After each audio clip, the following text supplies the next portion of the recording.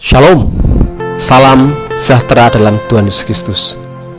Puji Tuhan, kita sudah masuk di dalam minggu kedua di bulan Mei tahun 2020. Tak terasa pula, sudah kira-kira 1 bulan lebih kita harus beribadah di rumah. Ini luar biasa. Dulu kita sering mendengar orang-orang percaya tidak diperbolehkan beribadah di rumah. Tetapi sekarang justru Tuhan punya rencana lain.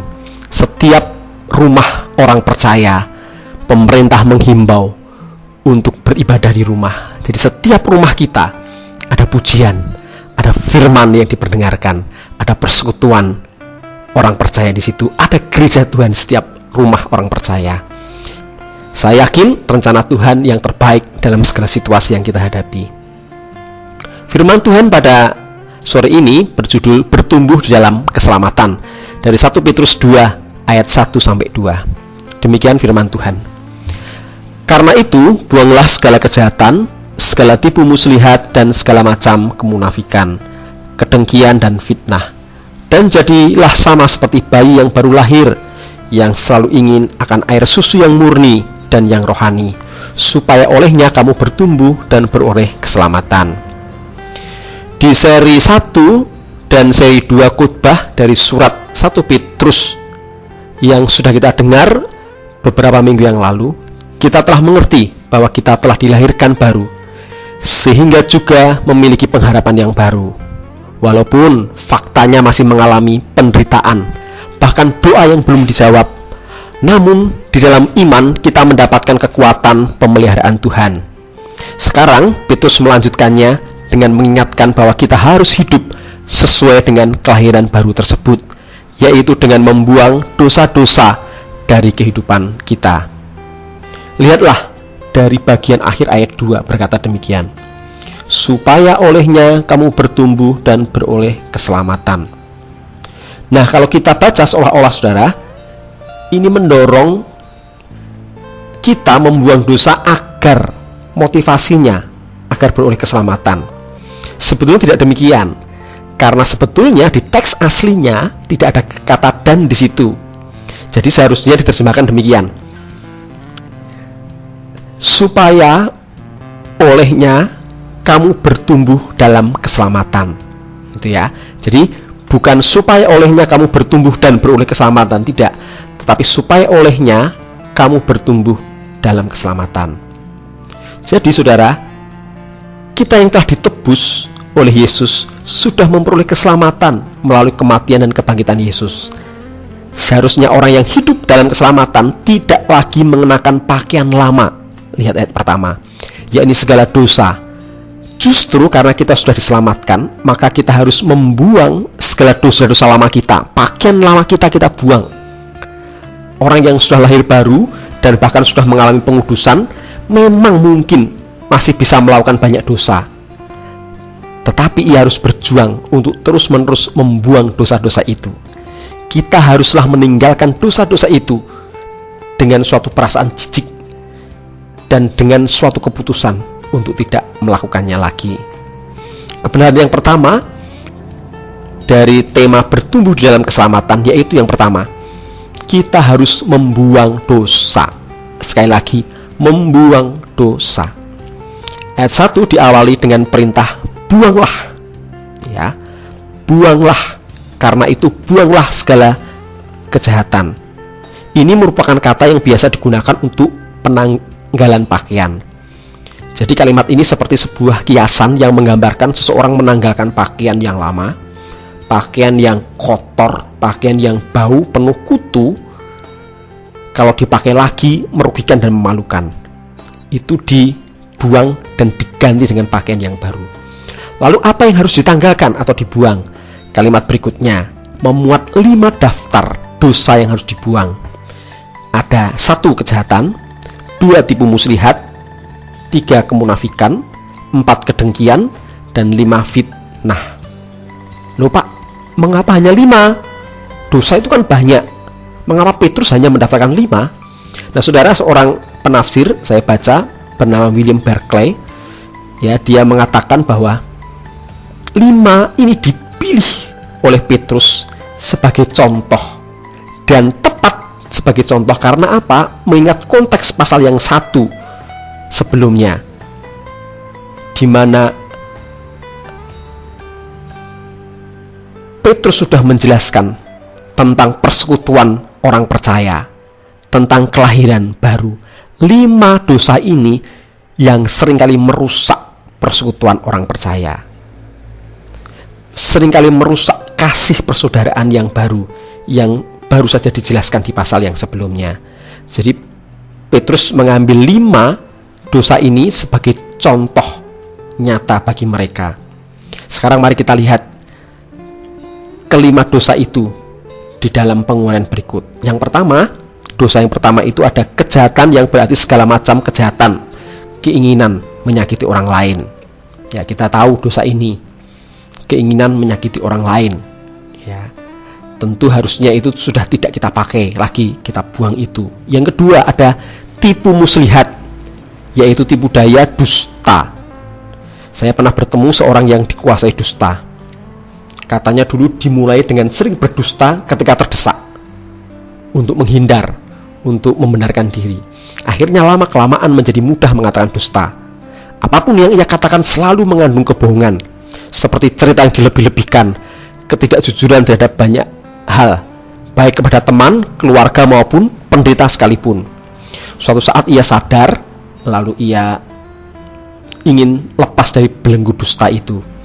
Ternyata tidak semudah membalikkan tangan, saudara, sebab dusta telah menjadi gaya hidupnya. Berbohong sudah menjadi gaya hidupnya setiap hari. Nah, ahli perilaku merumuskan sebuah riset bahwa diperlukan waktu 40 hari melakukan sebuah kebiasaan baru tanpa putus, sehingga kebiasaan lama akan diganti secara permanen oleh kebiasaan baru itu.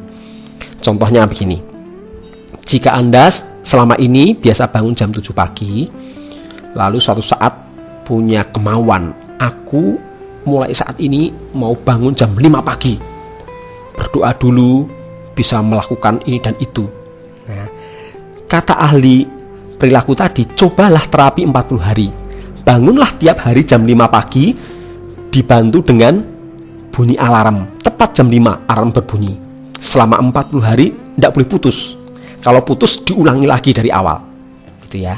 Maka setelah 40 hari lewat, Anda akan otomatis bangun jam 5 walaupun alarm tidak berbunyi, walaupun tidak dibantu dengan alarm. Otomatis tubuh kita akan merespon jam 5 akan bangun. Nah, itu perilaku, itu kebiasaan, itu gaya hidup, bisa dilatih. Mungkin angka 40 ini sering muncul dari Alkitab. Ya, nggak tahu mengapa Yesus juga menggunakan berpuasa 40 hari, 40 malam, atau Yesus menampakkan diri berulang-ulang kepada para murid selama 40 hari sejak kebangkitannya sebelum dia naik ke surga. Mungkin ada hubungannya dengan perilaku ini, saudara ya. Nah, jadi coba lakukan dengan konsisten gitu. Nah, yang ketiga, kalau yang pertama tadi kejahatan, ada tipu muslihat. Yang kedua, yang ketiga kemunafikan, seperti kepura-puraan, sandiwara, menjilat, kasih yang palsu, dan sebagainya. Sebagai contoh jelas adalah orang Farisi.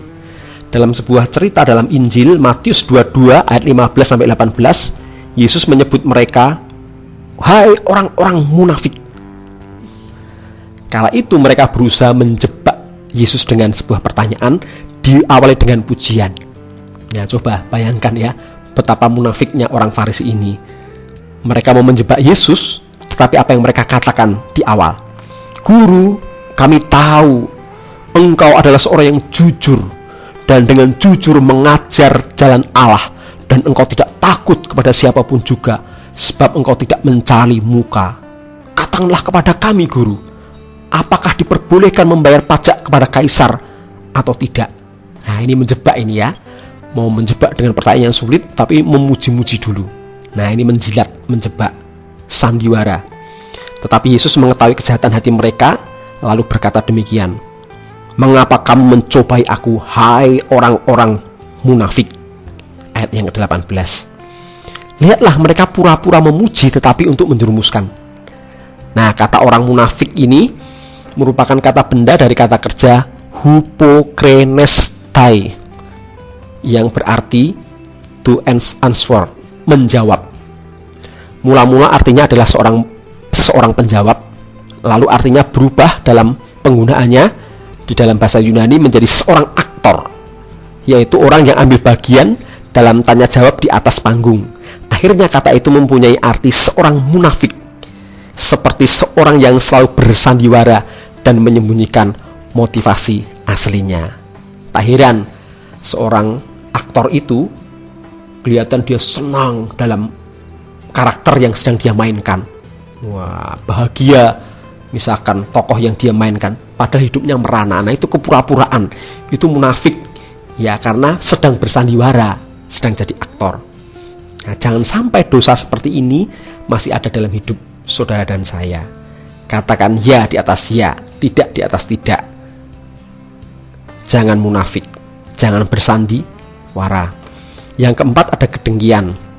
Kata Yunani yang dipakai sama dengan dalam Matius 28 ayat 18. Saya baca Matius 28 ayat 18. Ia memang mengetahui bahwa mereka telah menyerahkan Yesus karena dengki.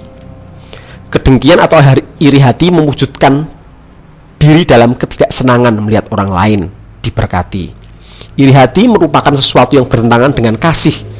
Kalau ada kasih, kita tidak akan iri hati. Dan sebaliknya, kalau iri hati, maka di sana tidak ada kasih. Paulus pernah memberi ilustrasi yang sangat bagus tentang gereja sebagai anggota tubuh Kristus. Bayangkan, Paulus menjelaskan, kalau mulut saudara menerima makanan, mungkinkah anggota tubuh yang lain seperti tangan dan kaki menjadi iri hati atau tidak senang? Nah, ini tidak masuk akal kan? Karena kita tubuh Kristus, diumpamakan Kristus kepalanya, kita tubuhnya beda-beda, ada tangan, ada kaki, ada perut, ya, ada organ tubuh yang lain.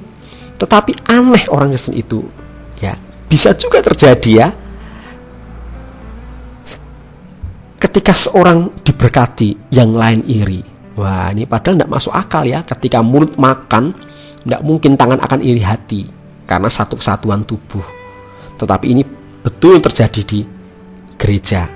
Orang Kristen sering iri hati melihat saudara seimannya mendapat rumah baru, mobil, pekerjaan yang tinggi gajinya, pacar yang cantik dan sebagainya. Mereka iri hati pada saudara seiman, satu tubuh. Ini tidak masuk akal, tetapi terjadi. Hati-hatilah dengan dengki atau iri hati. Contoh lain dalam perjanjian lama, Kain membunuh adiknya, adik kandungnya Habil, karena iri hati. Thomas Manton berkata tentang hal ini demikian. Seluruh dunia, sekalipun sebetulnya kosong, tidak bisa menampung dua bersaudara, di mana yang satu iri hati kepada yang lain. Bayangkan dunia waktu itu isinya baru Adam dan Hawa, lalu Kain dan Habil, masih sedikit orang, masih kosong melompong. Tapi dunia tidak bisa menampung dua bersaudara ini, di mana yang satu iri hati kepada yang lain. Renungkanlah, jika seluruh dunia tak bisa menampung dua orang, di mana yang seorang iri hati kepada yang lain, bisakah satu gereja menampung 50 atau 100 orang, di mana satu sama yang lain saling iri hati? Karena itu, kalau saudara sering iri hati, bertobatlah. Mintalah Tuhan mengampuni dosa itu, dan bahkan menyucikan diri saudara dari dosa itu. Dosa kelima disebut sebagai fitnah, yang berarti berbicara buruk tentang orang lain, khususnya di belakang mereka. Alkitab King James Version menggunakan kata evil speaking, ya, pembicaraan buruk. Gosip adalah contoh nyata fitnah. Gosip yang merendahkan diakui oleh setiap orang sebagai sesuatu yang salah, tetapi pada saat yang sama dinikmati oleh hampir setiap orang. Padahal itu menghasilkan sakit hati dan kehancuran. Walau Petrus hanya memberi 5 contoh dosa ini, namun diawali dengan kata segala. Ya, ada tadi fitnah, ada dengki, ada dosa-dosa yang lain tadi, 5 tadi. Itu selalu diawali dengan kata segala. Dalam bahasa aslinya menggunakan bentuk jamak. Jadi dosa itu mempunyai bermacam-macam perwujudan, di mana kita harus berjuang untuk membuang semuanya. Contoh ya perwujudan itu, misalkan penguasaan diri, bisa mempunyai perwujudan dosa dalam banyak hal, tentang seks yang menyimpang, tentang makan berlebihan, tentang marah yang tak terkendali, tentang ketidakdisiplinan dalam bekerja atau belajar, tentang tidur yang berlebihan, nonton TV yang berlebihan. Hanya satu dosa saja tapi wujudnya bisa banyak dosa. Seperti pohon yang memiliki banyak cabang, maka kalau kita sudah memotong satu cabangnya, kita juga harus mencari dan memotong cabang-cabang yang lain. Buang segala dosa itu. Sekali lagi, Petrus hanya menampilkan 5 sebagai contoh dari semua dosa-dosa itu, sehingga kita harus membuang semua dosa itu. Contohnya, tipu muslihat, kejahatan, kemunafikan, kedengkian, dan fitnah. Lepaskan pakaian fitnah dalam diri kita. Lepaskan pakaian kedengkian dalam diri kita. Lepaskan pakaian kejahatan dalam diri kita. Lepaskan pakaian tipu muslihat dalam diri kita. Sehingga kita menggunakan pakaian yang baru, kekudusan dari Tuhan. Itu syarat kita bisa bertumbuh dalam keselamatan. Yang kedua, syarat yang kedua adalah merindukan firman. Ayat 2 berkata demikian, dan jadilah sama seperti bayi yang baru lahir, yang selalu ingin akan air susu yang murni dan yang rohani, supaya olehnya kamu bertumbuh dan beroleh keselamatan. Jika ayat 1 berbicara tentang pembuangan dosa, maka ayat 2 berbicara tentang kerinduan terhadap firman Tuhan. Kedua hal ini berhubungan sangat erat. Orang yang tidak membuang dosa akan kehilangan kerinduannya terhadap firman Tuhan. Sedangkan orang yang tidak mencari firman Tuhan tidak akan bisa membuang dosa. Istilah bayi dan susu di sini berbeda artinya dengan apa yang dijelaskan oleh Paulus dalam 1 Korintus 3 ayat 1 sampai 3. Kalau Paulus menjelaskan dalam 1 Korintus itu, dia memarahi orang Korintus karena mereka seperti bayi yang belum bisa menerima makanan keras, hanya bisa menerima susu firman Tuhan yang enak-enak saja. Jadi bayi merupakan simbol dari orang Kristen yang masih baru, yang hanya bisa menerima susu yang merupakan ajaran dasar dan ajaran mudah. Tetapi dalam 1 Petrus ini, walaupun menggunakan kata yang sama bayi, tapi berbeda maksudnya. Penggambarannya berbeda. Ya, bayi, susu di sini harus diartikan sebagai firman Tuhan. Susu itu firman Tuhan, bukan hanya firman yang mudah.